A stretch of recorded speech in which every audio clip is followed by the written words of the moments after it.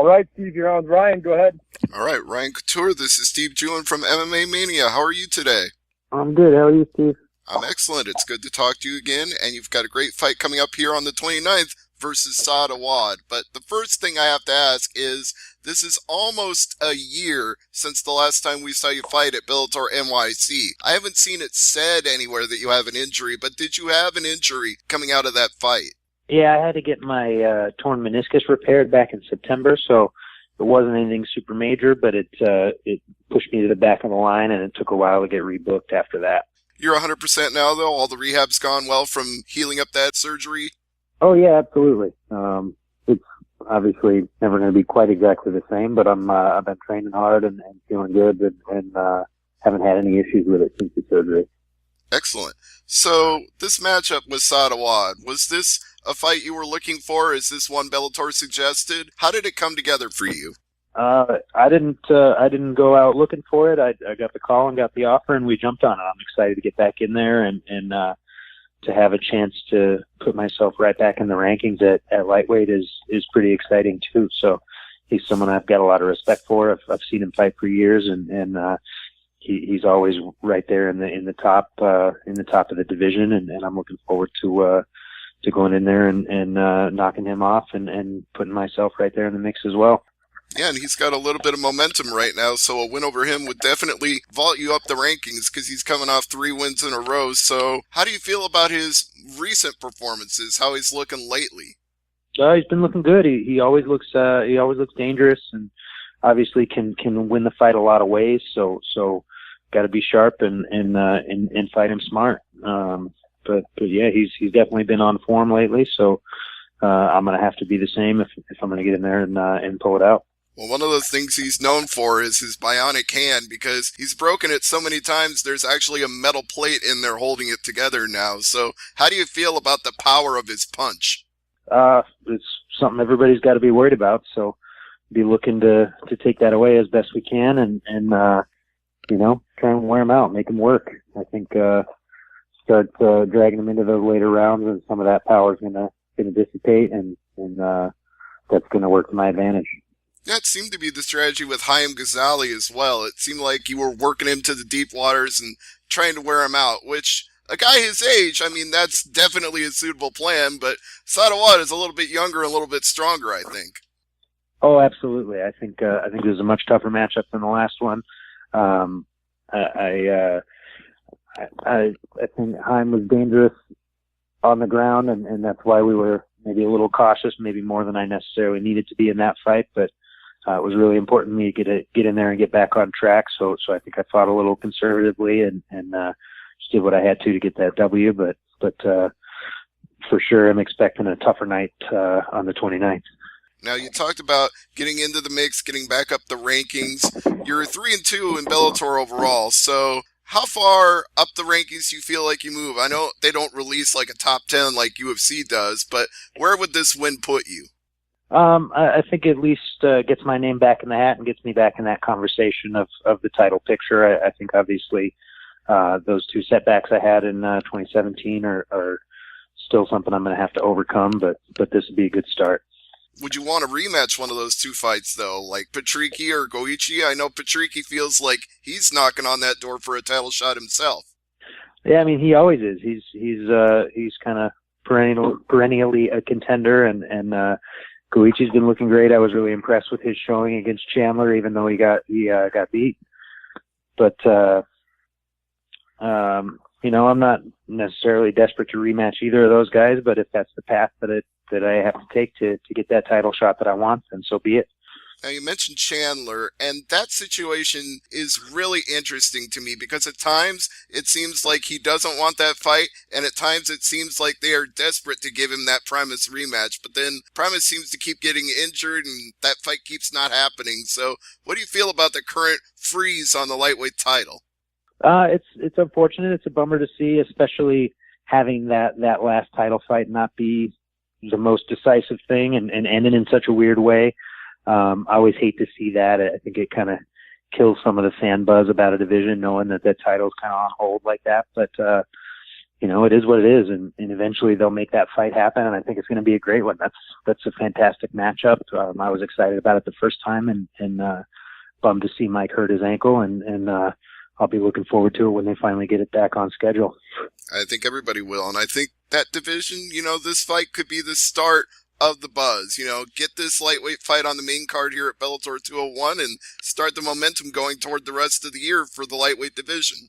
Yeah, absolutely. I don't see any way that this fight isn't exciting, and that Saad and I don't put on a show. So I think if we can create a little buzz and get the ball rolling towards eventually sorting things out in this division, then that's super exciting. I'm really, really happy that we're getting kind of featured on this card, and looking forward to being a part of it.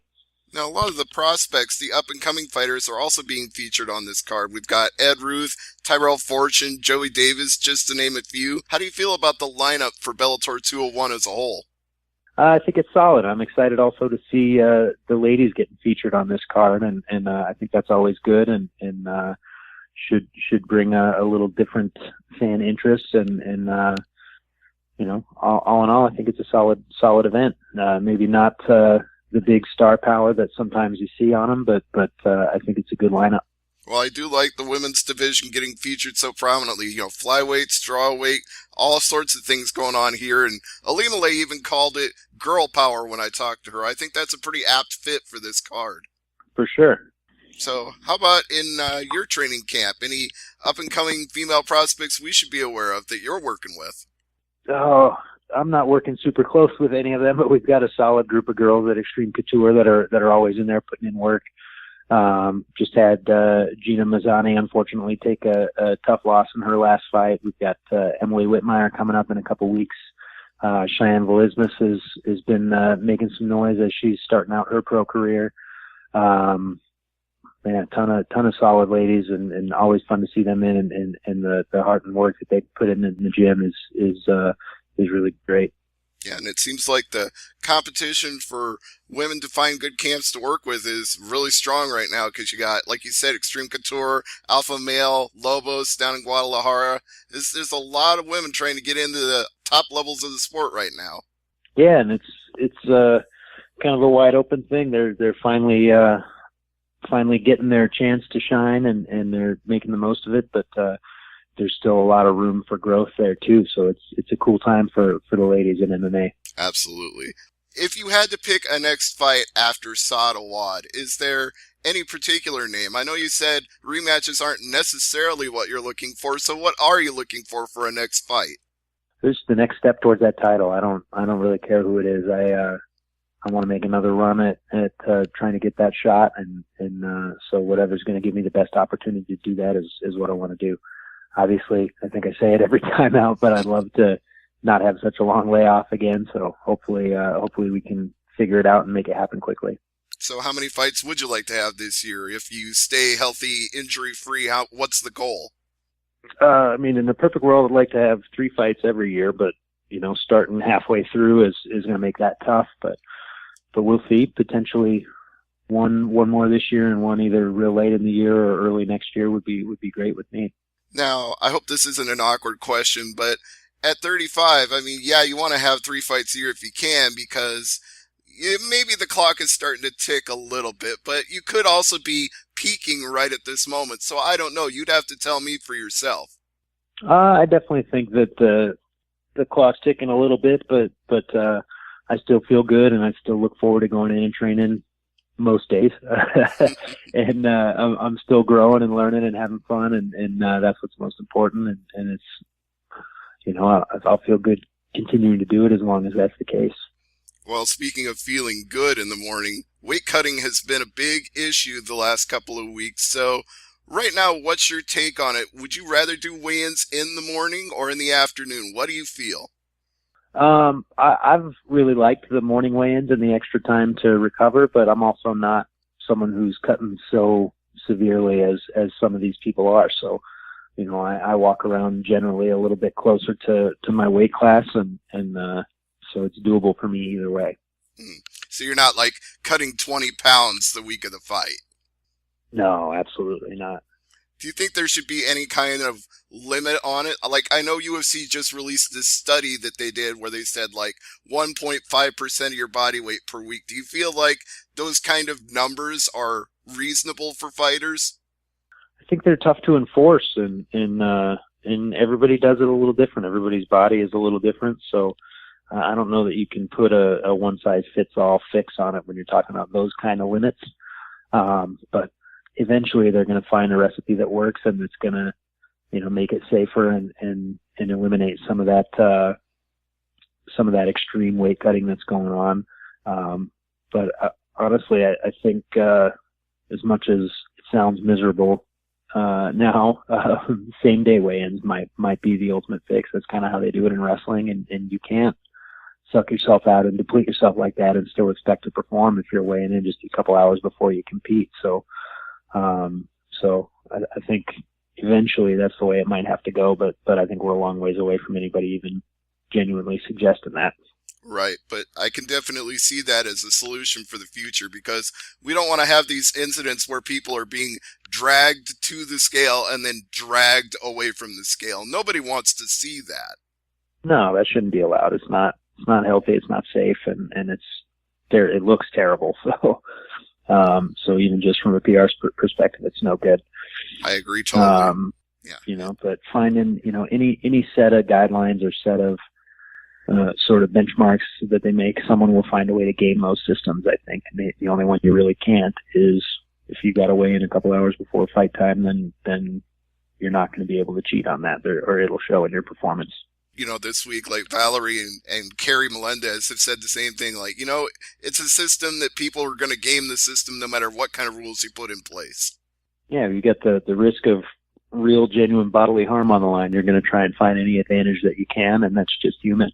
Well, I know you're going to find the best advantage you can just by training as hard as you can at Extreme Couture. So I suspect this camp has been a grueling and difficult one, especially with the fact that you came off that torn meniscus. You probably put in a hell of a camp for this fight.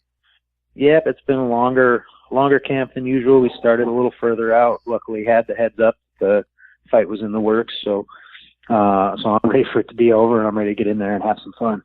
All right. Well, it's not that far away now. It's June 29th at Pechanga Resort and Casino, so a short little trip from Las Vegas to California for you, but a little bit longer of a wait until the fight. But I know you're ready to go. Yes, sir. I'm looking forward to it. All right, Ryan, it's always a pleasure to talk to you, and if you have anything you want to plug, sponsors, social media, please go ahead. Oh, just Extreme Couture, as always. That's my home and my family, and anytime you're in Vegas, drop by and see us. And then you can find me on social media at Ryan D. Couture across all the different platforms, and I'll make sure and get my sponsors some love on there. All right. Well, everybody check out Ryan D. Couture to find all those sponsors and everything else going on at Extreme Couture, because I'm sure Ryan's got all the pictures and all the updates. Thank you, Ryan. I appreciate the time today. My pleasure. Thank you. No problem. And thank you, Dan, as well.